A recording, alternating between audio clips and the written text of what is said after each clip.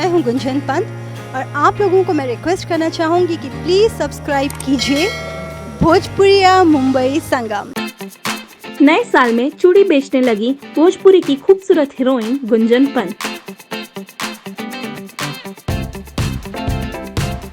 Covid के तीसरे लहर के बीच यूपी में चूड़ी बेच रही हैं भोजपुरी अभिनेत्री गुंजन पंत। अपनी खूबसूरत अदाओं से मदहोश करने वाली भोजपुरी की एंजल गर्ल गुंजन पंत की एक तस्वीर इन दिनों सोशल मीडिया में खूब वायरल हो रही है।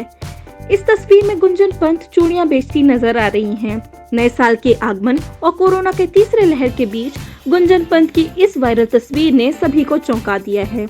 कई लोग तो यह भी कहने लगे कि ऐसी कौन सी नौबत आ गई है कि गुंजन पंत को चूड़ियां बेचनी पड़ रही हैं।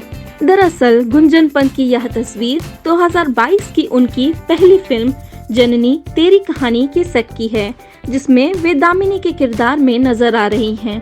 यह एक महिला प्रधान फिल्म है और यह बेटी पढ़ाओ बेटी बचाओ व लड़की हूँ लड़ सकती हूँ जैसी मुहिम की वाहक साबित हो सकती है। फिल्म के केंद्रीय किरदार में गुंजन पंत हैं, जिसके कई शेड्स फिल्म में लोगों को देखने को मिलेंगे।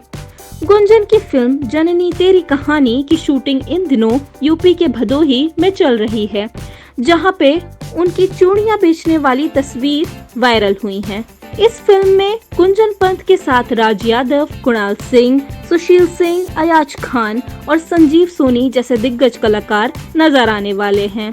फिल्म की कहानी बेहद खूबसूरत है।